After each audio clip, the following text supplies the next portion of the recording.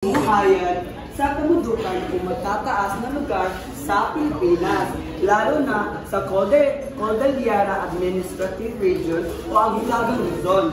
Tinatawag sila na pamayanang Ilaya. Ang Ifugao ay matatagpuan sa kabundukan ng Cordillera. Ito po. Kilala ito sa hagdang-hagdang palayan. Anak, halika.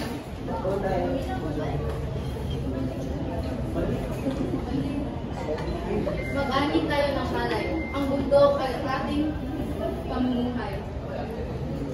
Ang ganda ng taniman natin dito para magpapakit sa langit.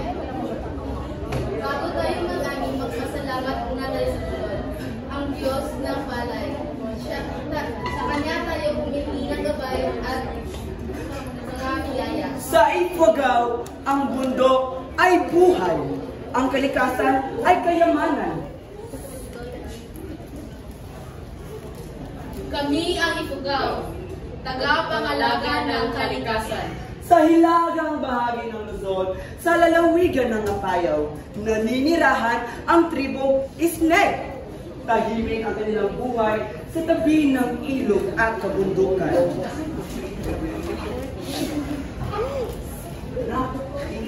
Sumama ka sa akin sa ilog. Nagugulit tayo ng isda gamit ang lambat na gawa sa ating sariling kamay.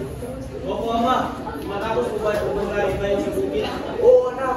Mga isdeng ay marunong ding magsaka. Tayo ay nagtatanim ng palay, mais at gulay para sa ating pamilya. Bukod sa pangingisda at pagsasaka, ang mga Isneg ay kilala rin sa paggawa ng bangka, basket, at gamit sa buhay mula sa kahoy at kawayan. Kami ang mga Isneg. Simple ang pamumuhay. Pero may pagmamalasakit sa lupa, ilog at tradisyon. Sa Mountain Province, ang mga taga-bundok ay may sariling wika, ang bundok. Isa ito sa mga kayamanan kanilang pinangangalagaan hanggang ngayon.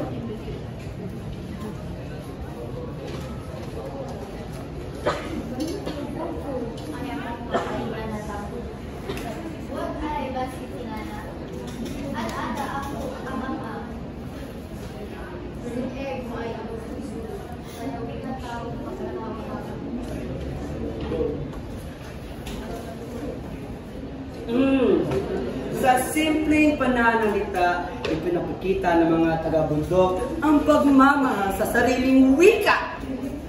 Ang patuloy nila itong ginagamit sa tahanan, kwentuhan, at mga seremonya. Ay bundok tao, etya ay pating tao. Sa malamig na kabundukan ng Sagada, makikita ang mga Kankanaey, ang isa sa mga tribo ng Igorot. Bukod sa kanilang kultura, sila ay kilala rin sa mga kakaibang pagkain tulad ng pinikpikan at etat. Ano pong niluto ninyo? Apo, ito ang pinikpikan. Pinampas muna natin ang manok bago ilaga. Ganyan ang tradisyon ng mga Kankanaey upang lumabas ang tunay na lasa ng sabaw. Sarap. Bakit pa may parang tayong karne? May tuyong karne. Apo, ito ang Isneg. Karne ng baboy na ipinatuyo at inasinan at ibinabad sa sabaw ng pinikpikan. Yan ay upang mas maging malasa ang karneng baboy. Ang pinikpikan at etat ay hindi basta pagkain. Ito ang bahagi ng ritual. Ito din ay ang kanilang kultura. Kami ang Kankanaey. Pinagmamalaki ang aming luto, tradisyon at pagkatao. Sa matataas na kamutukan ng Kalinga, isang sinaunang sining ang patuloy na isinasabuhay ang batok. Isa itong tradisyonal na tato na ginagawa gamit ang thorn needles, stick, at uling. Lola, ituturo niyo na po ba sa akin ang pagpapanos? Oo, ako. Ang bato ay hindi basta. Ito ay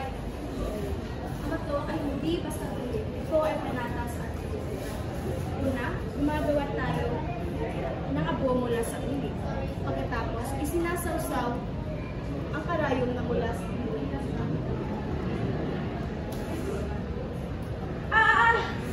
Bisin muna ang sakit ako. Dahil dito, dahan-dahan natin pinutusok ang balat hanggang matutuan.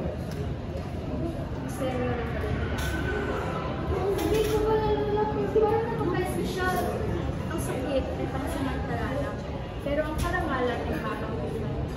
Sa bawat nakakatap, kapangaganda at ang pangalan natin. Kaya ang mga batok na ito ay tanda ng aking natak.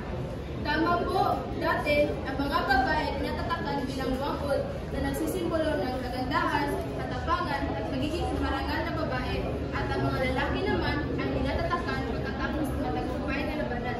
Hanggang ngayon, ang mga kalinga at pagtuloy na ipinagmamalaki ang bato, hindi lang ito, kundi bilang buhay ang kasaysayan. Kami ang mga kalinga.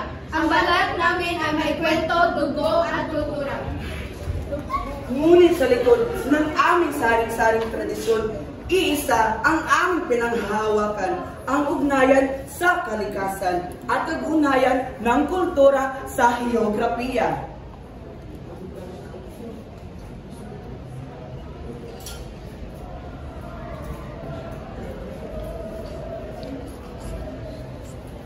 Kalinga, ang bato ay sinilang sa aming kabundukan. Kaya't ang bundok ang aming pinanggagalingan ng lakas. Ito ang natuturo sa amin ng disiplina, tapang at pagkakilanlan. Ifugaw. Ang palayan ay hindi lang taniman. Ito ang bumubuhay sa aming lahi at ibinapasa namin ng aming mga kaalaman sa mga karating tribo. Ang kalikasan ay ang tulay upang makipag-ugnay sa iba pa naming kapatid sa bundok.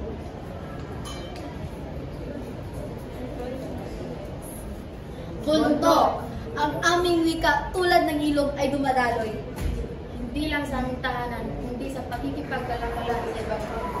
Ang geografiya ng aming bayan, ang dahilan kung bakit patuloy namin na ipapasa ang aming kultura sa ibang mundo.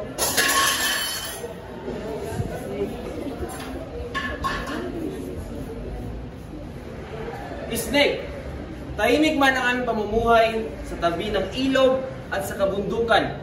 Ngunit, nagipagpapalitan pa rin kami ng produkto at kalaman sa iba. Ang lupa at tubig ang nagsisilbing tugtungan ng ugnayan ng mga katutubo. Ito ay paraan ng aming pagkakaisa sapagkat ito ay kaming paraan upang sa ito ay paraan ng aming pagkakaisa sa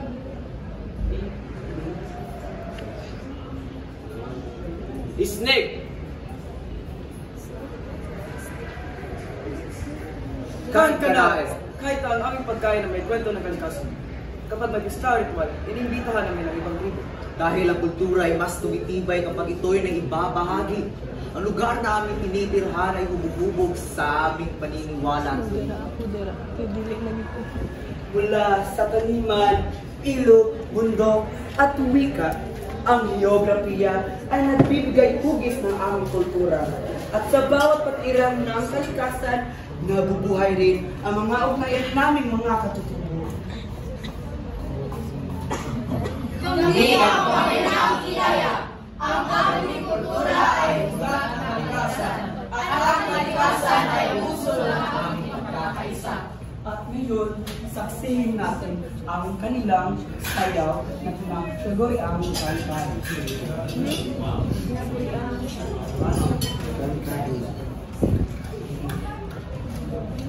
Sepak boy, buwian saja.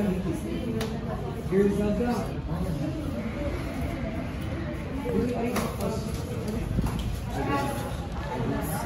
As girls saja. Art daw.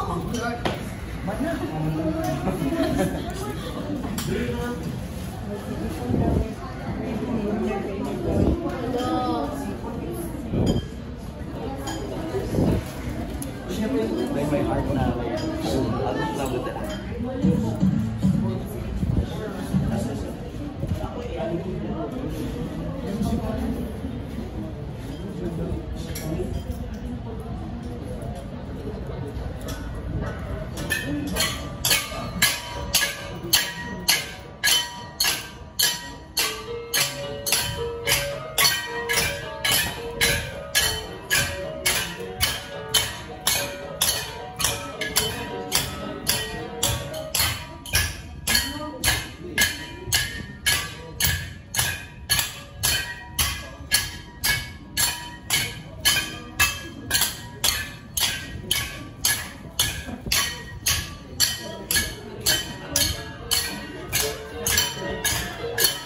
subject in